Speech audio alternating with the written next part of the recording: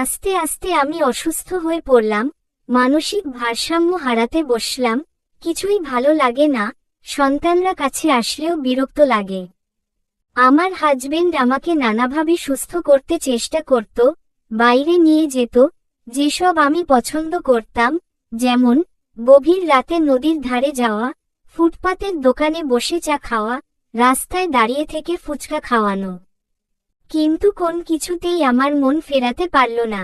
তাকে আজও প্রচণ্ড ভালোবাসি, কিন্তু তার কাছে যেতে গা ঘিন ঘিন করত। তার মুখের দিকে তাকালে ওই মেয়েটার মুখটা ভেসে উঠত। ঠিক এমন একটা অবস্থায় আমার সমবয়সী একজন দেবর ছিল, সে মাঝে মাঝে আসত। খুব মজার মানুষ ছিল, আমার বাচ্চাদের খুব ভালবাসত।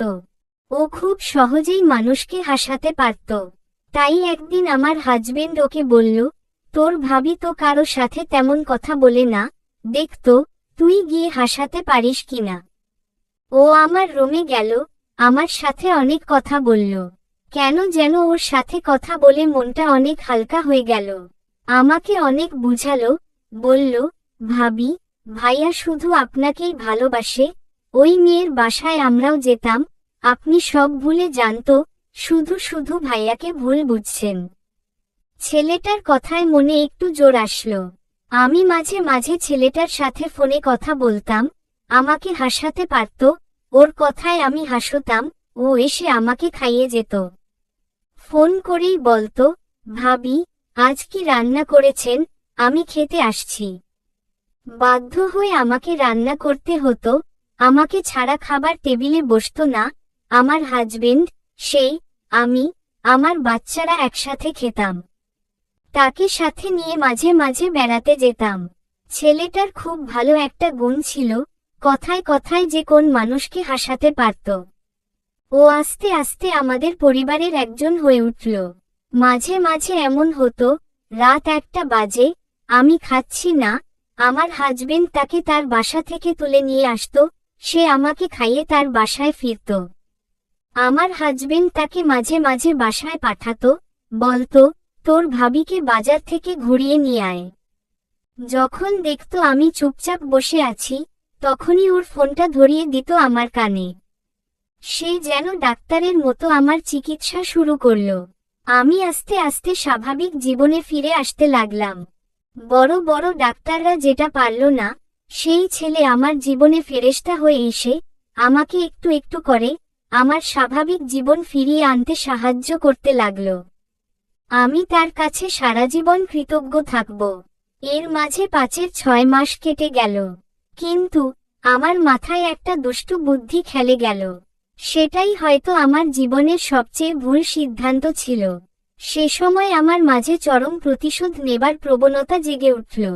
সিদ্ধান্ত নিলাম যে আগুনটা আমার বুকে দাউ দাউ করে জ্বলছে, সেই আগুন আমিও তার বুকে জ্বালিয়ে দিব। আমি সেই ছেলেটার সাথে আলোচনা করলাম, বললাম, আমার সাথে তোমাকে একটা নাটক করতে হবে, প্রেমের নাটক। আমি সেই দিন শান্তি পাব, যেদিন আমার হাজবেন্ডকে কেউ বলবে, তোমার বউ পরকীয়া করছে। ছেলেটি প্রথমে কিছুতেই রাজি হলো না, পরে আমার অনেক রিকোয়েস্টে রাজি হলো। ও বলে রাখা ভালো, ছেলেটা বিবাহিত। শুধু 1টা মাস আমি ওর সাথে বিভিন্ন রেস্টুরেন্টে বসতাম, একসাথে সময় কাটাতাম, ফোনে কথা বলতাম আমার হাজবেন্ডকে দেখিয়ে দেখিয়ে, ইমোতে কথা বলতাম ভিডিও কলে।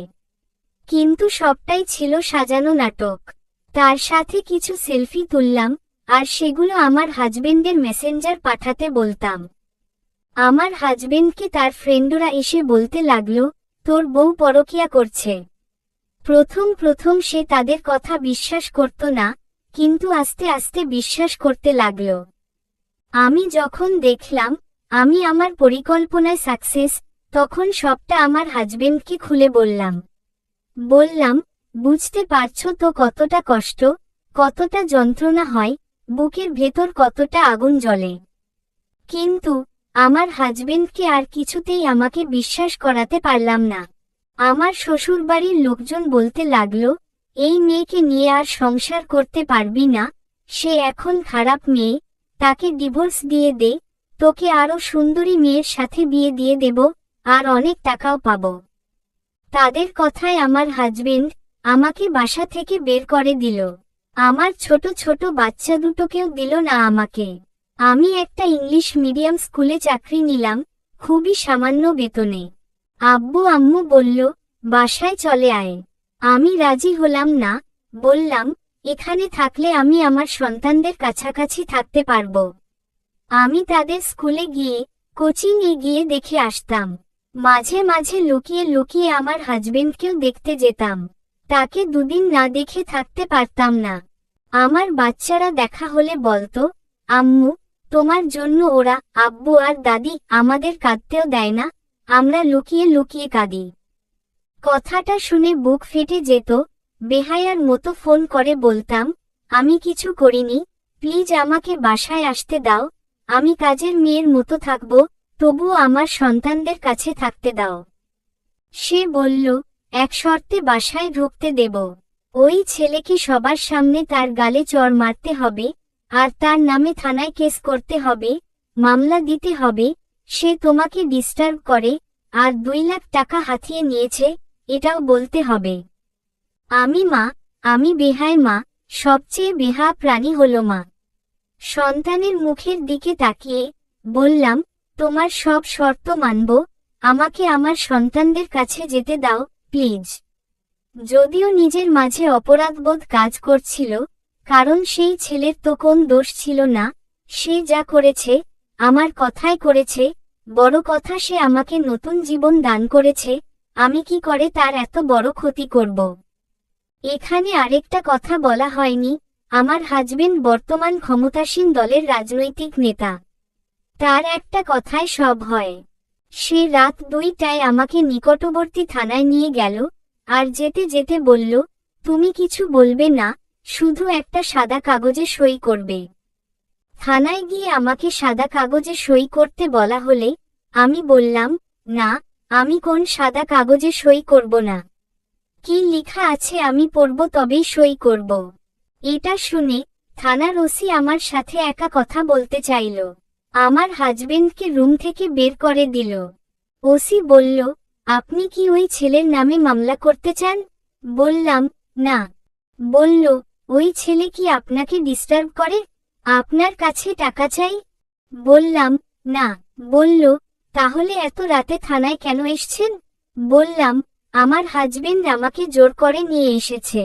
তাছাড়া ওই ছেলের কোন দোষ নেই, ও যা করেছে আমি করতে বলেছিলাম বলে করেছে, আমি কেন তার বিরুদ্ধে মামলা করব? ওসি বলল, ওকে, আপনি যেতে পারেন। কোন মামলা না করেই বাসায় চলে আসলাম। আমার শাশুড়ি বলল, এই বাজে মেয়েকে কেন এখানে নিয়ে এলি? টাকাকড়ি দিয়ে এখনই বিদায় করে দে। আমার হাজবেন্ড বলল, মা, আমি ওকে মারলে দোষ হবে, তুমি ওকে মারো। কালই ওর বাপ মাকে ডেকে বিদায় করে দেব। সব অপমান নীরবে সহ্য করে শুয়ে পড়লাম। পরদিন সকালে আমার আব্বু আম্মু আসলো, তারা অকথ্য ভাষায় আমার আব্বু আম্মুকে অপমান করল। আব্বু বলল, আর কত অপমান সইবি, বাসায় চল। বললাম, যতই অপমান করুক, আমার সন্তানদের ছেড়ে আমি কোথাও যাব না। আমার হাজবেন্ড বলল, নিয়ে যান আপনাদের মেয়েকে, এরকম চরিত্রহীন আর কোন জায়গা নেই আমার বাসায়।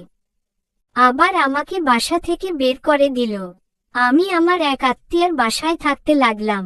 চুপ করে ফোন নিয়ে আমার বাচ্চারা ফোন দিত, আর কেঁদে কেঁদে বলতো, আম্মু তুমি বাসায় এসো, সামনে আমার পরীক্ষা, কে পড়াবে আমাকে? কষ্টে বুকটা ফেটে যেত। আবার বেহা হয়ে ফোন দিয়ে বললাম, আমাকে একটা মাস তোমার বাসায় থাকতে দাও, আমার ছেলের পিএসসি পরীক্ষা, আমাকে ওর দরকার। আমি তোমার আর তোমার মায়ের পায়ের তলায় পড়ে থাকব, তবুও এ সময় আমার ছেলের জীবনটা নষ্ট করো না। সে কিছুতেই রাজি হলো না, তবুও আমি জোর করে শুধু আমার ছেলের জন্য বাসায় ঢুকে পড়লাম। তারা মা ছেলে আমার সাথে চরম দুর্ব্যবহার শুরু করল। একদিন বাসায় বিরিয়ানি রান্না করল আমার শাশুড়ি, তার 2 মেয়ে জামাই, আর ছেলেকে একা ডেকে খাওয়ালো। শাশুড়ি থাকতো অন্য ফ্লোরে, আমরা নিচতলায় থাকতাম। কিন্তু আমার সাথে কোন কথা বলল না বা খেতেও বলল না, বা কোন খাবারও পাঠালো না। আমি সেদিন কিছু খেলাম না। রাতে আমার আম্মু ফোন দিয়ে জিজ্ঞেস করল, কি খেয়েছিস? শুনেই কান্নাটা আটকাতে পারলাম না, বলে ফেললাম সব। কথাটা মনে করে আমার মা আজও কাঁদে। বলে, বাসায় কুকুর বেড়াল থাকলেও তো মানুষ না খাইয়ে রাখে না, আর তারা তোকে না খাইয়ে রাখল। মুখ বুজে পড়ে থাকলাম, শুধু ছেলের জন্য। ছেলের পরীক্ষা শেষ হলো। আবার মা ছেলে আমাকে বাসা থেকে বের করার পথ খুঁজতে লাগল। একদিন সন্ধ্যায় হঠাৎ বলে উঠল, আমার নাকি মোবাইল বিল ৬,০০০ টাকা। এটা কি করে সম্ভব? বলতেই আমার হাজবেন্ড আমার মুখে নাকে ঘুষি মারতে লাগলো, আমার নাক মুখ ফেটে রক্ত বের হতে লাগলো। আমি চিৎকার করে কাঁদতেই পাড়ার মানুষ অনেকেই এসে গেল। আমার শাশুড়ি বলতে লাগলো, কি এমন মেরেছে আমার ছেলে, তোমার হাত পা তো ভাঙেনি। তারপর আমার আর কোন জ্ঞান ছিল না। পরদিন দেখলাম আমি হাসপাতালে। চোখ মেলতেই দেখলাম আম্মুরা এসছে। হাসপাতাল থেকেই আম্মুদের বাসায় নিয়ে চলে গেল।